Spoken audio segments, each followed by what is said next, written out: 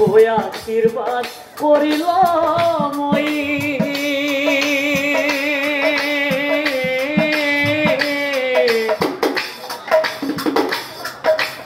ও নদীর ঘাটতে ইন্দ্রদেবর সঙ্গে ও মহাভুল করিলা তুমি প্রাণ প্রিয়া মহাভুল করিলা তুমি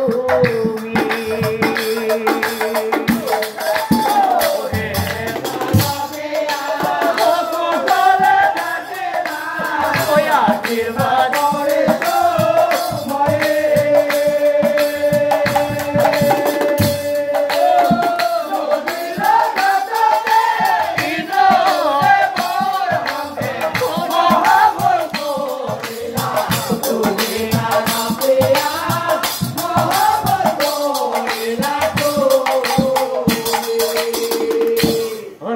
প্রিয়া তোমার গর্ভর সন্তান ও নিজর বুলি ভাবি পোৱালি লৈছিলো মই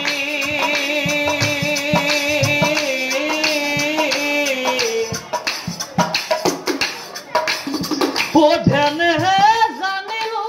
কলংকিনী তুমি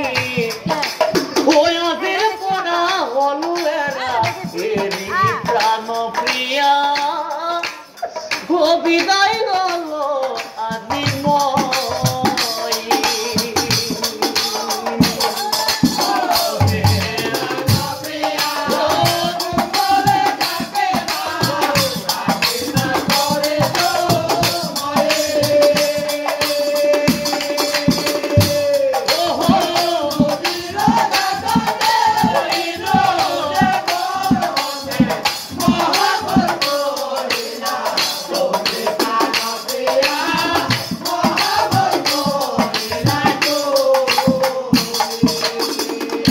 বিদায় প্রিয়া বিদায় ও এসি বুলি বাচক নবী বিদায় মাগিলা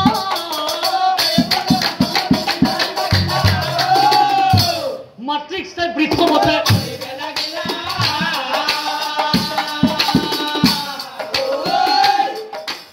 মাট্রিক্স তাই বৃক্ষ মতে আই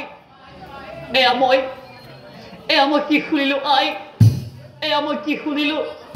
তাৰ মানে যজ্ঞস্থানে অত্ৰিমুনিয়ে কোৱা কথাটো সঁচা হয় আই তাৰ মানে যজ্ঞস্থানে অত্ৰিমুনিয়ে কোৱা কথাটো সঁচা হয় আই তুমি কিয় এনেকুৱা কৰিলা আই তুমি কিয় এনেকুৱা কৰিলা তুমি মোৰ মাতৃ নোহোৱা তুমি এজনী কলংকিনী নাৰী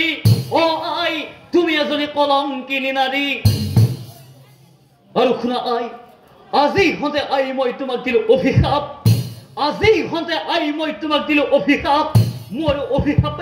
মোৰ অভিশাপে এক বৃক্ষ হৈ থাকা এই পৃথিৱীত মনত ৰাখিবা আই তোমাৰ বৃক্ষৰ পৰা হোৱা পুষ্প কোনোদিন দেৱকাৰ্যত ব্যৱহাৰ নহব তোমাৰ বৃক্ষৰ পৰা হোৱা পুষ্প কোনোদিন দেৱকাৰ্যত ব্যৱহাৰ নহব আৰু সেই বৃক্ষ সদায় কাইতেৰে ভৰি থাকিব আই সদায় কাইতেৰে ভৰি থাকিব এয়া পুত্ৰৰ অভিশাপ এতিয়া চাওক ৰাইজ লগে লগে মুকুন্দা ভস্ম হৈ গইলা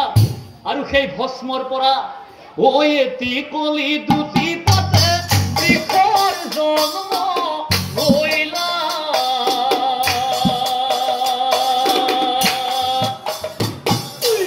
ক্ৰমান্বয়ে সেই বৃক্ষ বাঢ়ি বেলা গিলা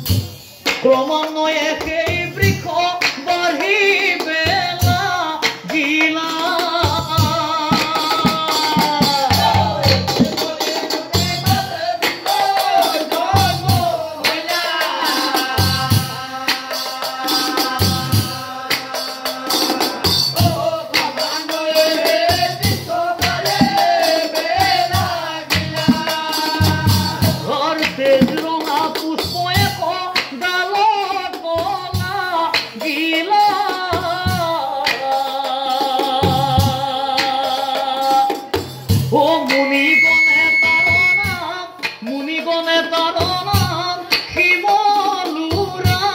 শিলা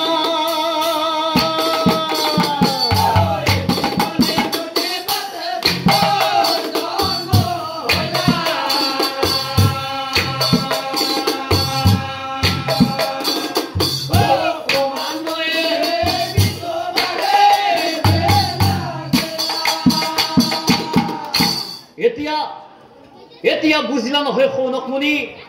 সেই শিমলু গছৰ জন্ম বাৰু ক'ৰ পৰা হৈছিল আৰু সেই শিমলু গছত কিহৰ বাবে কাঁইটেৰে আৱৰি থাকে আৰু এই শিমলু গছৰ ফুলটো দেখিবলৈ ইমান বেছি ধুনীয়া হোৱাৰ পিছতো কিয় বাৰু একো দেৱ কাৰ্যত ব্যৱহাৰ কৰা নহয় তুমি এতিয়া ভালদৰে বুজিলা নহয় সৌনকমণি হৰি তোমাৰ চৰণে লৈলো শৰণ